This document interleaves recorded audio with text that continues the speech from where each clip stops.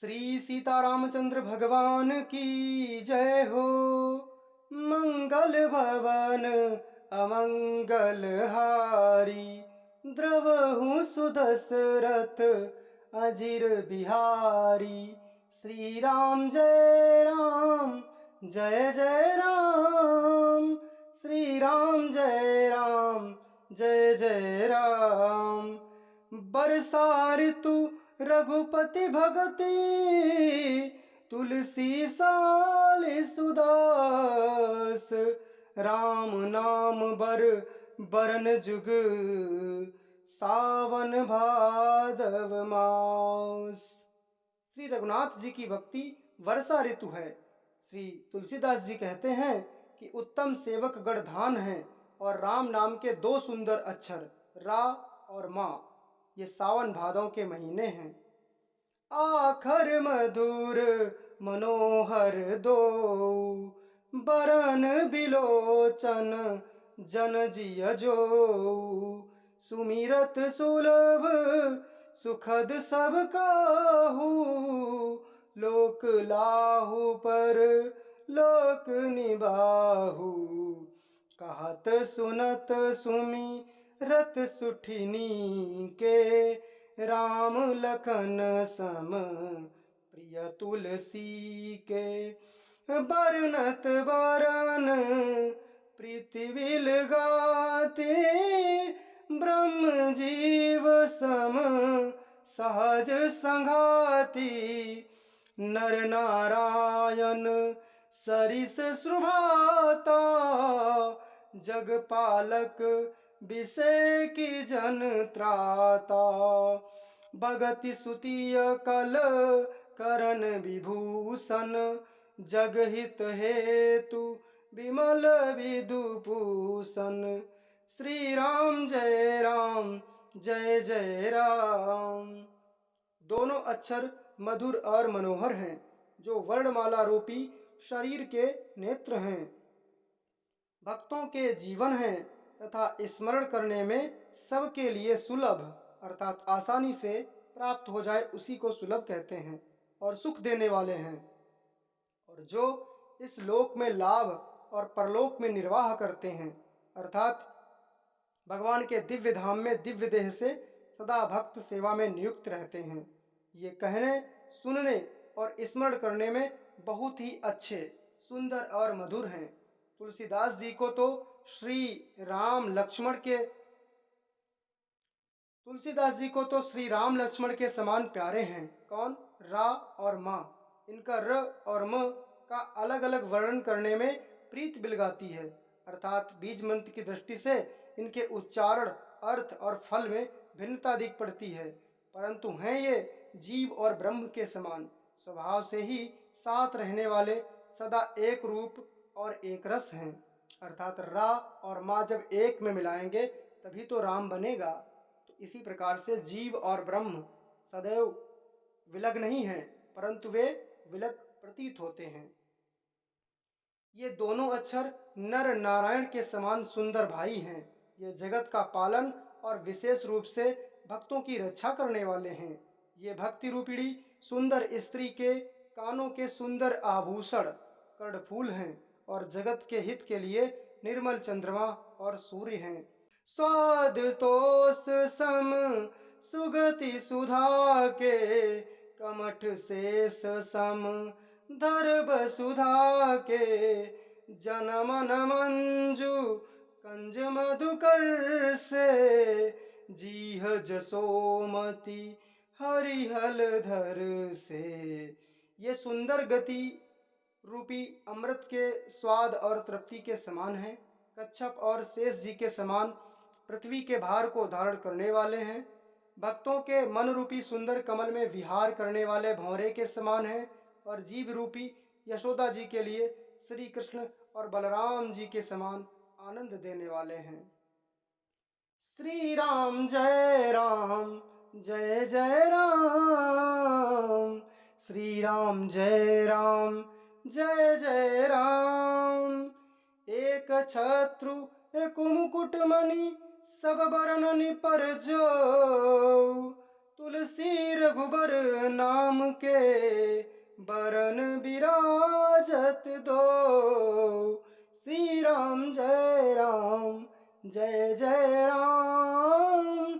श्री राम जय राम, जय जय राम।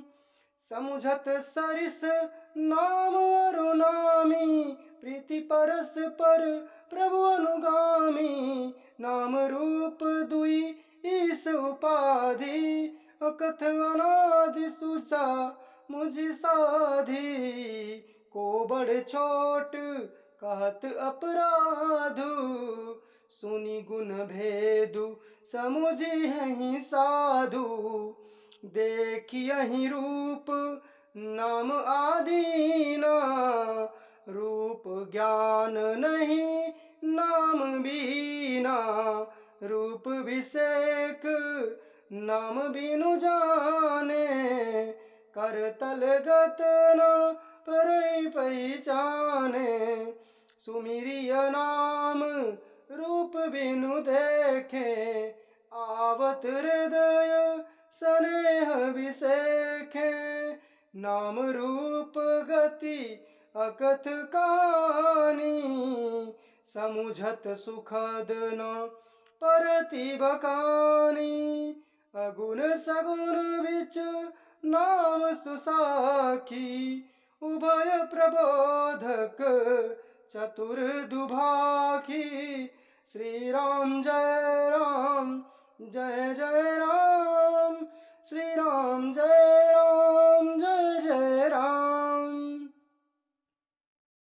तुलसीदास जी कहते हैं, श्री रघुनाथ जी के नाम के दोनों अक्षर बड़ी शोभा देते हैं, जिनमें से एक रकार छत्र रूप से और दूसरा मकार मुकुट रूप से सब अक्षरों के ऊपर है। समझने में नाम और नामी दोनों एक से हैं, किंतु दोनों में परस्पर स्वामी और सेवक के समान प्रीति है। अर्थात नाम और नामी में पूर्ण एकता होने पर भी जैसे स्वामी के पीछे सेवक चलता है, उसी प्रकार नाम के पीछे नामी चलते हैं। अर्थात जब आप भगवान का नाम निरंतर रटते हैं तो भगवान जो है वो स्वयं ही खिंचते चले आते हैं। जब आप नाम जप करते हैं तो आपके सम्मुख भगवान का रूप भी प्रकट हो जाता है। इसको आप ऐसे भी समझ सकते हैं, जैसे आप किसी रास्ते पे जा रहे हैं और आपका कोई परिचित व्यक्ति मिल गया तो आप क्या करेंगे, उसका नाम पुकारेंगे, और जैसे ही उसका नाम पुकारेंगे तुरंत ही वो आपकी तरफ देखने लगेगा। तो इसी तरह से ये कार्य करता है। प्रभु श्री राम जी अपने राम नाम का ही अनुगमन करते हैं, अर्थात जो राम नाम लेता है प्रभु वहां आ जाते हैं।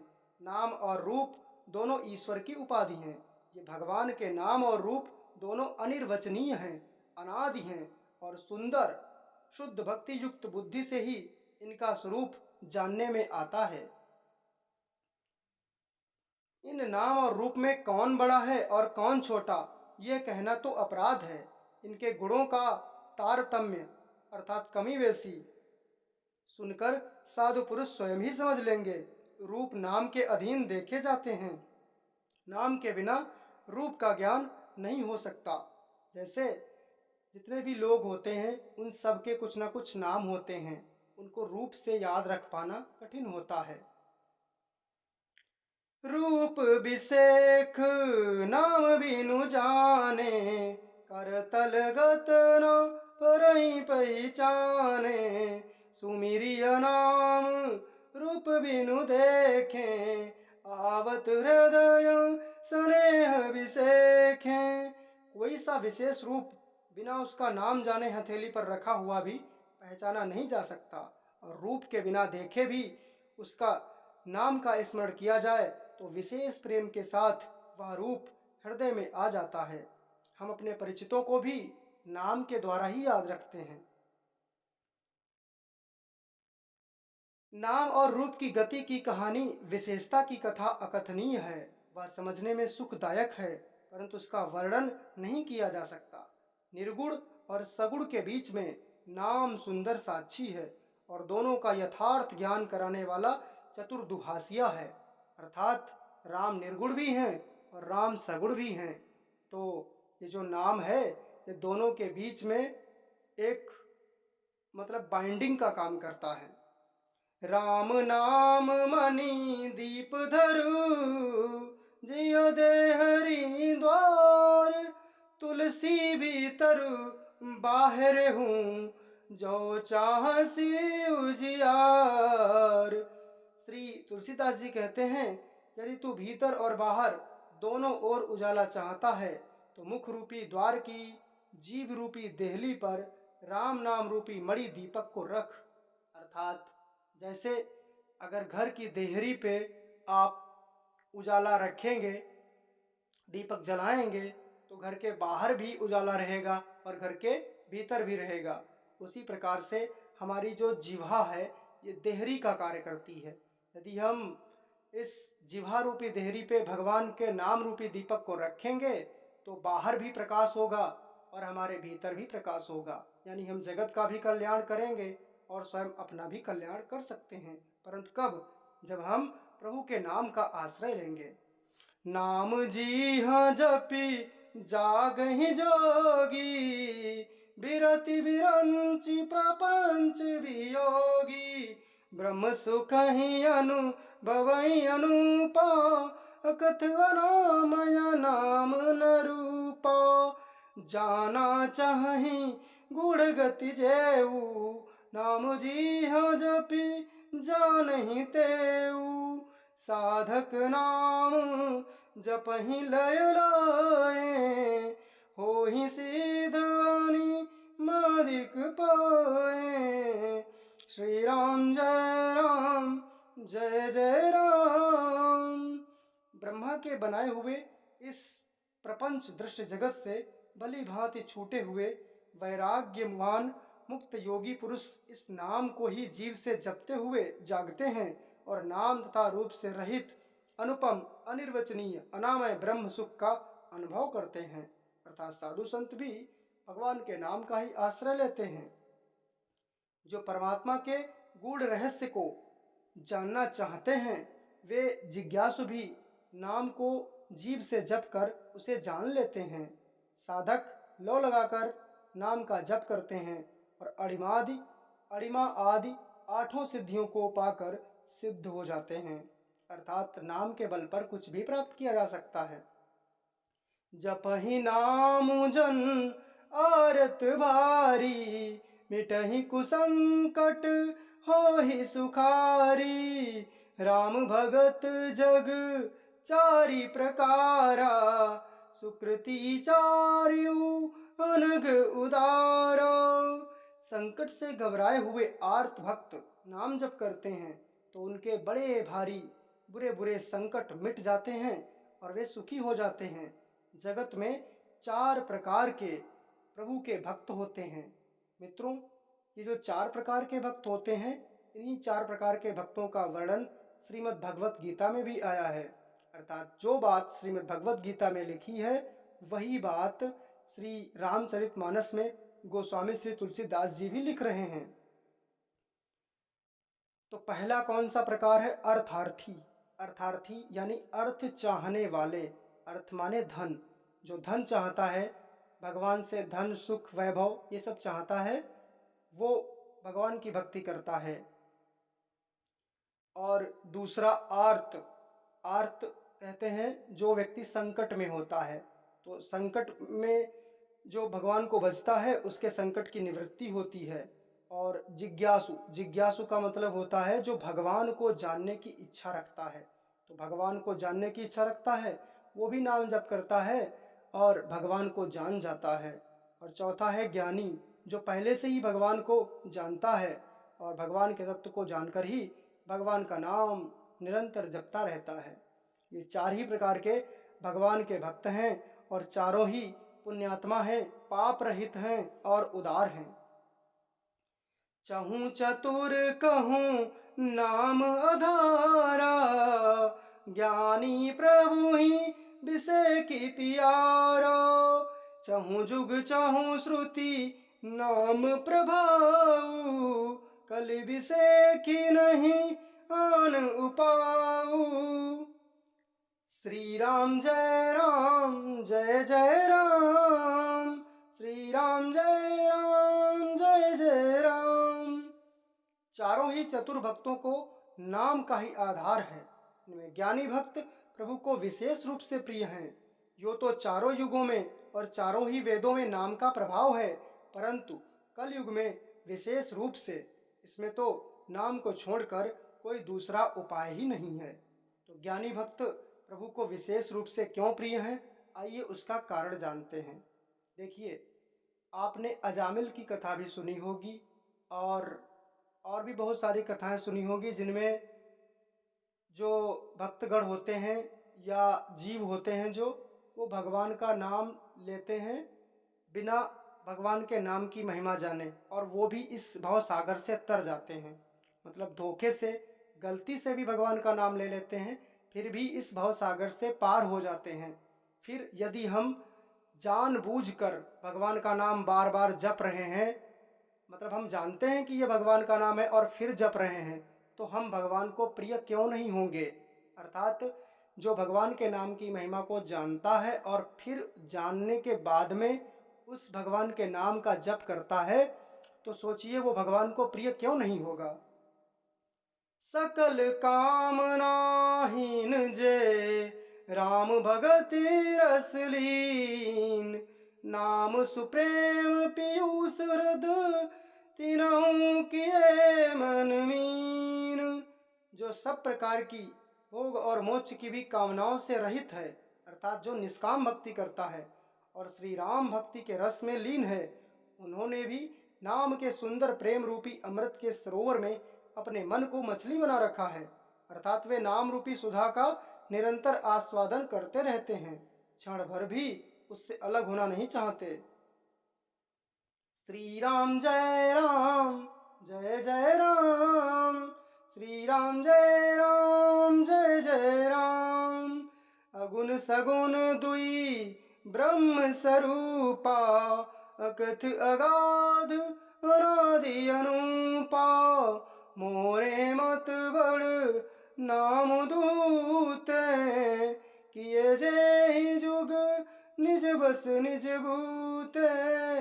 श्री राम जय राम जय जय राम, श्री राम जय राम जय जय राम। निर्गुण और सगुण ब्रह्म के दो स्वरूप हैं। ये दोनों ही अकथनीय, अथाह, अनादि और अनुपम हैं। मेरी सम्मति में नाम इन दोनों से बड़ा है, जिसने अपने बल से दोनों को अपने वश में कर रखा है। प्रौढ़ी सुजान जनी जान ही जान की, कऊ प्रतीति प्रीति रुचि मन की। एक उदारुगत देखी एकु, पावक समजुग ब्रह्म विवेकु।